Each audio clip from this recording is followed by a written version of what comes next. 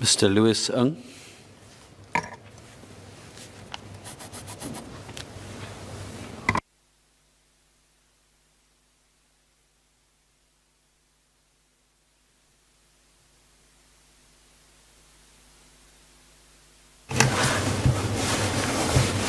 So this bill represents another step in the nation's move to digitalize.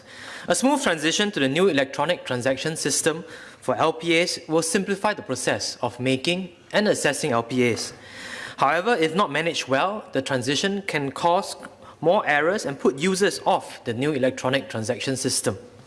A sizable number of donors who interact with the system will be the elderly and vulnerable, who may require more guidance in navigating the electronic system. This makes it all the more important to closely and carefully manage the transition.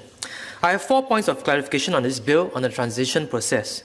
My first point is on the rectification of relevant errors. The new section 1110 provides that the public guardian may rectify a relevant error if it is satisfied that there is a relevant error. This suggests that the PG has the discretion to rectify a relevant error, but not obligated to rectify the error. The new section 1112B2 also addresses the situation where a PG decides not to rectify a relevant error.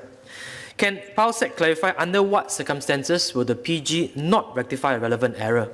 In addition, can PALSEC confirm that for the 90-day period before the electronic copy is treated as being free from error, the non-electronic copy remains the LPA? Can PALSEC also then confirm that the donee and third parties are entitled to rely on the non-electronic copy in the 90-day period before the electronic copy becomes the LPA, even if there are discrepancies in the non-electronic copy, which the PG may decide not to rectify in the electronic copy? My second point is on the parties that have relied on relevant errors in carrying out transactions.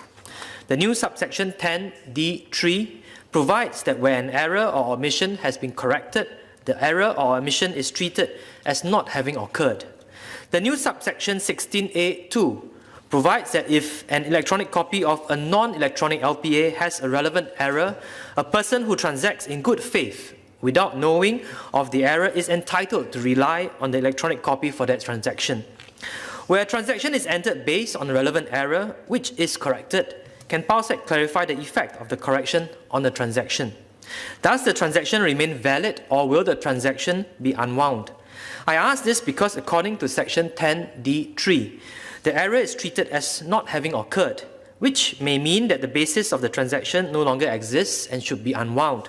However, section 16A2 provides that a person is entitled to rely on the electronic copy with the relevant error in relation to the transaction, which suggests that the transaction remains valid. Can PALSEC clarify how this potential contradiction should be reconciled? Third is on the suspected fraud or undue pressure on a donor. Under the new section 31A1, a donor may be interviewed if the PG has reasonable cause to suspect that fraud or undue pressure has been used to induce the donor to execute the instrument. In addition to interviewing the donor, does the PG have the power to interview persons related to the donor or to interview the donee?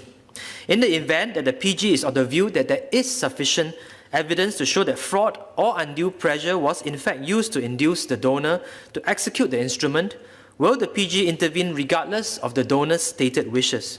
What are the steps a PG will take in relation to a donee that is suspect is using fraud or undue pressure to influence multiple donors to appoint him or her as a donee?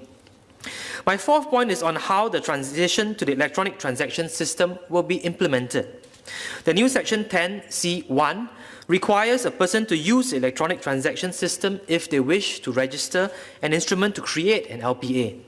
Section 10C2 contemplates that there may be some circumstances where a transaction cannot be carried out using the electronic transaction system due to a person's physical disability or other circumstances. Can PALSEC elaborate on the circumstances under which a person may be exempted from using electronic transaction system?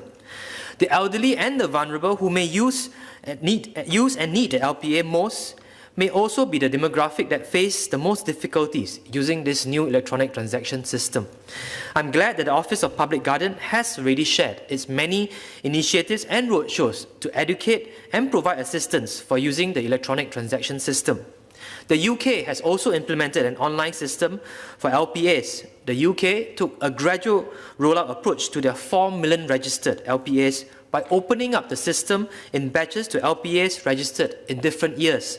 What are the lessons the Ministry has identified from the UK's rollout of their online system? How have these lessons been incorporated into the Ministry's and OPG's effort to ensure the rollout is a smooth one in Singapore? So notwithstanding these clarifications, I stand in support of the bill.